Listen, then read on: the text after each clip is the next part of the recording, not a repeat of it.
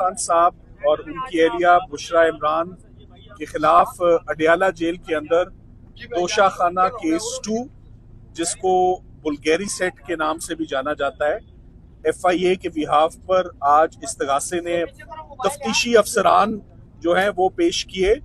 और आज तफ्तीशी अफसरान ने जो नैब के गवाह थे अपना बयान कलम बंद करवाया और उन बयानों के बाद उनके ऊपर बहुत मुफस्सल जिरा हुई, जिसके बाद एक दफ़ा फिर आज सरकार का केस बहुत बुरी तरह से एक्सपोज हुआ। मैं आपको तोशाखाना केस के ऊपर कुछ ब्रीफिंग देना चाहता हूँ कि ये तोशाखाना केस बहुत अरसे से हम सुन रहे हैं।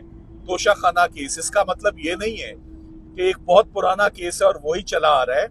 इसका मतलब है कि तोशाखाना केस को बार बार मुख्तलिफ पाकिस्तान की इन्वेस्टिगेटिंग एजेंसीज पकड़ती हैं और मियाँ बीवी को प्रोसिक्यूट कर देती हैं। सबसे पहले आपको याद होगा कि जज हमायूं दिलावर साहब ने इमरान खान साहब को 3 साल की सजा तोशाखाना केस में ECP वाले रेफरेंस में उन इमरान खान साहब को सजा हुई। उसके बाद थाना कोसार में मियाँ बीवी के खिलाफ एक FIR दर्ज हुई तोशाखाना गिफ्ट पर। उसके ऊपर दोनों मियाँ बीवी की आज दिन तक जमानत इंटैक्ट है और जमानत पे कार्रवाई चल रही है। तो ये थाने की कार्रवाई हो गई। उसके बाद नैब आ गई और नैब ने ऊपर नीचे बहुत जल्दी में, जब साइफर केस कंक्लूड हुआ, जब इद्दत निकाह केस कंक्लूड हुआ, तो नैब ने अपना हाथ सीधा किया तोशाखाना केस में, मगर उन्होंने चूज किया कि हम तमाम तोहफों में से एक तोहफा सिर्फ सिलेक्ट करते हैं। ये ऐसे ही है जैसे मेरे आगे 10 कैमरे पड़े हुए हैं, तो वो कहेंगे कि आज का केस सिर्फ एक माइक की हद तक, बाकी माइक फिर किसी दिन हम प्रोसिक्यूट करेंगे। ऐसे क्रिमिनल लॉ नहीं होता, मजाक उड़ता है क्रिमिनल लॉ का। ये अब्यूज है क्रिमिनल मशीनरी की और इसको हमेशा से कंडेम किया है कि ऐसे नहीं हो सकता। सो नैब ने बगैर जिरा मुकम्मल हुए, बगैर 342 के बयान के, चूंकि बहुत जल्दी में इमरान खान साहब की कन्विक्शन चाहिए थी, सो नैब 14 साल की कन्विक्शन ले गई, जिसको सिर्फ 15 दिन हमें लगे उस कन्विक्शन को गिराने में। इसी तरह ECP की कन्विक्शन को भी जमानत लेने में सिर्फ 15 दिन लगे। मकसद ये है कि क्या सरकार के रिसोर्सेस, क्या criminal justice system on repeat एक ही कपल को बार बार डिफरेंट इन्वेस्टिगेटिंग एजेंसी से प्रोसिक्यूट करने के लिए, क्या ये इन्वेस्टिगेटिंग एजेंसीज का मकसद यही रह गया है? और अब क्या चल रहा है कि अब फेडरल इन्वेस्टिगेटिंग एजेंसी यानी FIA वो आ गई है मैदान में उसी तोशाखाना को पकड़ के कि हम क्यों पीछे रह जाएं, हम भी इस पर अपना मुकदमा चलाएंगे और हम भी हाथ सीधा करेंगे। सो ऐसी कोई नज़ीर नहीं मिलती क्रिमिनल लॉ में कि एक ही ट्रांजैक्शन को, एक ही अलेज्ड क्राइम को, एक ही सो कॉल्ड जुर्म को मुख्तलिफ पाकिस्तान की तफ्तीशी इदारे पकड़ते हैं और वो आते हैं और वो उसके ऊपर। और अफसोस की बात ये कि सारों के पास वही गवाह है, सारों के पास वही एक इनामुल्लाह शाह है और सारों के पास वही एक सुहेब अब्बासी है। ये 2 गवाह बार बार ऑन रिपीट, और वो हर तफ्तीश में आके कहते हैं आज हमें सिर्फ इस तोहफे की हद तक याद है बात। सो एक मजाक बना हुआ है इस ट्रायल का। अब तो हम मजाक ही कहेंगे इसको कि अब ये सीरियस प्रोसिक्यूशन तो रही नहीं है, लाफिंग स्टॉक बन चुकी है, इसको हम कहेंगे। और ये प्रोसिक्यूशन मैं आपको बताता चलूं कि सिर्फ 2 से 3 हेयरिंग्स में कंक्लूड होने वाली है। अब सबसे बड़ा जो हमारे लिए हेयरिंग है वो कल सुबह है, वो अल-कादिर ट्रस्ट की हेयरिंग है, जो कि मैं आपको बताऊं जनवरी से मियाँ बीवी अपनी जमानत हासिल करने के लिए जो नया इस्लामाबाद हाई कोर्ट है, the new Islamabad high court, में उसको न्यू ये कहूँगा कि न्यू में जब से नए चीफ जस्टिस साहब आए, ना इमरान खान साहब का कोई केस लगा है, ना ही उनको कोई रिलीफ मिली है। कोई मुकदमा एक्चुअली फिक्स ही नहीं हुआ, रिलीफ लेना ना लेना वो तो बात की बात है, मुकदमे लगाए ही नहीं जाते। सो फाइनली 8-9 माह के इंतजार के बाद कल अल-कादिर की हेयरिंग मैच्योर है। और पॉजिटिव बात एक ही मैं बताऊंगा आपको कि इंशाल्लाह ये जमानत का केस है। अगर कल जमानत मियाँ बीवी की अगर दोनों की हो जाती है तो दोनों की रिलीज कल मैच्योर है, कल उनकी रिलीज तैयार है। You have to understand that जितने लीगल केसेस बने थे वो सब के सब एक एक करके खत्म हो चुके हैं। सब या एक्विटल्स हो गए हैं या सस्पेंडेड सेंटेंस है, यानी कि सजाएं मुअत्तल हो गई हैं, या उनमें प्री अरेस्ट हो गई है या पोस्ट अरेस्ट हो गई है। यानी फ्रीडम, आज़ादी तैयार है उन तमाम केसेस में। सिर्फ एक में कैद रखा हुआ है, उसका नाम अल कादिर है, वो कल लगा हुआ है और कल कोई गुंजाइश नहीं है कि उसमें उल्तवा हो, उसमें तारीख दी जाए या उसको एडजर्न किया जाए। हम उम्मीद करते हैं सरकार आए या ना आए, सरकार की तबीयत ठीक हो या ना ठीक हो, कल अल कादिर केस में डिजर्व करते हैं मियाँ बीवी के उनका ये फैसला कल आ जाए और फाइनली कल वो अडयाला जेल से बाहर आके यहाँ खड़े होके आप लोगों से बात करें। एक सेकंड, सो ये मुश्किल नहीं है। सो उम्मीद करते हैं कि जो स्विफ्ट जस्टिस है वो मिले। हमने इमरान खान साहब ने चीफ जस्टिस साहब से भी गुजारिश की कि जेल में होने वाली जो ज्यादतियां हैं, बड़ी बेसिक बातें हैं और बड़ी वो अजीबोगरीब सी, यानी बच्चों से बात ना करवाना, किताबें ना मिलना, टीवी ना होना, डॉक्टर ना होना, अखबार ना होना। किताबें तो बड़ी बेसिक सी चीज है ना। आप किसी भी प्रिजनर को या किसी भी आप इनमेट को, आप इन लोगों को तो सजाएं कम होती है किताब पढ़ने से, डिग्री लेने से सजा कम होती है। तो इधर किताब उनको दी नहीं जाती, वो कहते हैं मैं किताब पढ़ के मेरा वक्त गुजर जाता है।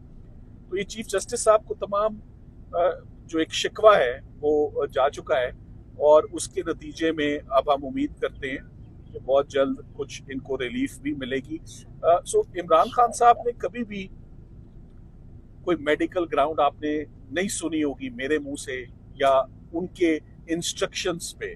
तो हैट्स ऑफ टू हिम कि एट द एज ऑफ 72-73 वो तमाम मुकदमा लड़ रहे हैं, लड़ते आ रहे हैं।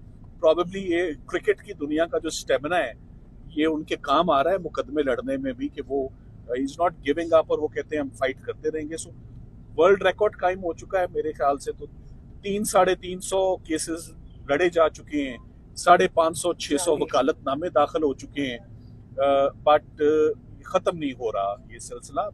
काफ़ी ज़्यादा अब ये ड्रैग हो गया, बहुत ज़्यादा इम्तिहान लंबा हो गया है। तो उम्मीद करते हैं कि कल चीफ जस्टिस साहब इस्लामाबाद हाई कोर्ट के, जिनसे काफ़ी ज़्यादा गिले शिकवे इकट्ठे हुए हैं, वो कल ये पिटिशन सुने और जैसे इससे पहले तमाम केसेस में इंसाफ होता है वो कल इंसाफ करें और ये जमानतें एक्सेप्ट करें ताकि कल इनकी रिलीज मुमकिन हो। इससे पहले कि जो शाहरुख अर्जुमन साहब, फाजिल जज साहब जो इस वक्त तोशा खाना में बहुत तेजी से प्रोसिक्यूट कर रहे हैं, हमारी झोली में एक और केस सजा का डाल जाए, तोशा खाना 2 की सजा।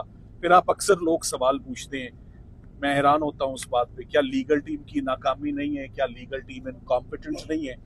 लीगल टीम इंसान है और लीगल टीम का स्टेमिना बहुत जबरदस्त है, मगर उतना अच्छा नहीं है जितना इमरान खान साहब का है। उनको तो मैंने कहा ना हैट्स ऑफ टू हिम, क्योंकि वो तो जेल के अंदर है, हम तो बाहर हैं मुकदमे लड़ते। मगर 300-350 केसेस को लड़ना ये रियलिस्टिक नहीं है, ये लीगली मुमकिन नहीं है, मगर किया है। तो 300-350 काफी है। अब 400-500 का फिगर ना ही टच किया जाए तो मेरा ख्याल है बेहतर है। सो शाहरुख अर्जुमन साहब वाला केस 100% इक्विटल का है।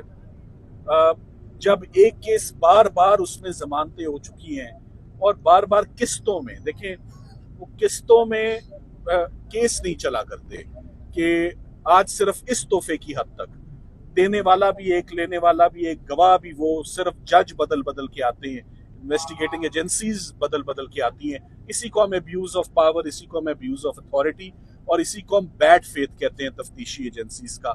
इसी को हम कलरेबल एक्सरसाइज ऑफ पावर कहते हैं कि पाकिस्तान की तमाम तफ्तीशी टीमें, तमाम एजेंसीज एक ही क्राइम को लेकर बैठी हुई हैं कि अब हमारी बारी और अब हमारी बारी। सो मेरी तरफ से आज इतना ही। बाकी आप सलमान साहब एक सवाल ले लें सर, 2 साल से FIA, नैब और सरकार मैदान में है, आप भी मैदान में हैं उनके अगेंस्ट। 2 साल में जितने भी केसेस हुए, आपने खुद कहा कि 3 केसेस में आपने इन्हीं अदालतों से रिलीफ लिया, बावजूद नामसाइद हालात के आप ये केसेस लड़ते रहे और इन्हीं अदालतों से आप रिलीफ भी हासिल करते रहे। क्या वजह है कि अब आपका जस्टिस सिस्टम पर से एतमाद उठता हुआ नजर आ रहा है और आप कह रहे हैं कि अब इंसाफ की उम्मीद नहीं है? इसकी वजह क्या है? इसकी वजह बड़ी सिंपल और स्ट्रेट फॉरवर्ड है, आपको समझ आएगी। अडयाला में अंदर जाना, दरवाजा खोलना आसान है। इस्लामाबाद हाई कोर्ट के दरवाजे बहुत टाइटली बंद है इमरान खान साहब के लिए। चीफ जस्टिस साहब ने भी वो ताला लगाया हुआ है, रजिस्ट्रार ऑफिस ने भी लगाया हुआ है, फिक्सिंग ब्रांच ने भी लगाया हुआ है। सो अदलिया को सिर्फ दरवाजे खोलने हैं। मेरा ख्याल है ये दरवाजे खुलेंगे तो जजेस भी अंदर ही बैठ के काम करेंगे, ना कि ये कि सड़क क्रॉस करके सुप्रीम कोर्ट जाएंगे। नहीं है जो आप मेरे इल्म में इजाफा कर रहे हैं, अगर बना भी हो, आज की प्रेस कॉन्फ्रेंस किस बात पे कि एक दफा कर लो भाई, एक ही दफा कर लेना मुनासिब है। बार बार मोनोटोनस, बोरिंग, हम कोई अंदर एंटरटेन होके आ रहे हैं, बोरिंग, वही गवाह, वही जज, वही इल्जाम, सिर्फ जज बदल के सजा मुख्तलिफ करके सजा के प्रोसेस को लंबा करना है। मैंने तो आपके आगे एक बड़ा सिंपल मौकफ रखा है, 2.5 सालों में एक ही केस चल रहा है, नहीं, वही केस एक नया दायरा आ जाता है, अब हम करेंगे, ऐसे नहीं होता। अच्छा सर, कौमी अदालती पॉलिसी कमेटी ऐसे रूल्स नहीं देखे, पहली दफा सुन रहा हूँ जो आप फरमा रहे हैं। बास केसेस की प्रायोरिटी बन जाती है। फॉर एग्जाम्पल, मेरा आप ही से सवाल है, खातून की जमानत को रोक कैसे सकते हैं आप? वो रुक कैसे सकती है 10 महीने? इसका जवाब आप जरूर दीजिएगा, इस पे थोड़ी सी इन्वेस्टिगेशन कीजिएगा। फिर ना क्यों देखी जाती है, ना बारी देखी जाती है, बच्चों का, खवातीन का, बूढ़ों का और बड़ों का। इमरान खान साहब, मेरा ख्याल है जितने भी यहाँ लोग खड़े हैं उन सबसे ज्यादा फिजिकली फिट हैं, ये हकीकत है, आपसे भी ज्यादा फिट है, मगर 73 साल के एडवांस स्टेज के हैं।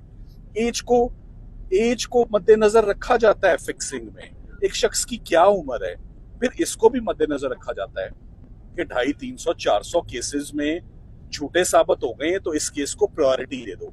केसेस को प्रायोरिटाइज किया जाता है। मगर आपका जो सवाल का जवाब है ना, ये नहीं कह रहे झट मंगनी पट ब्याह, हमें ये सजा लिए हुए 10 महीने हो गए, हम कह रहे हैं जमानत अब तो सुन लो। Thank you very much. चलिए।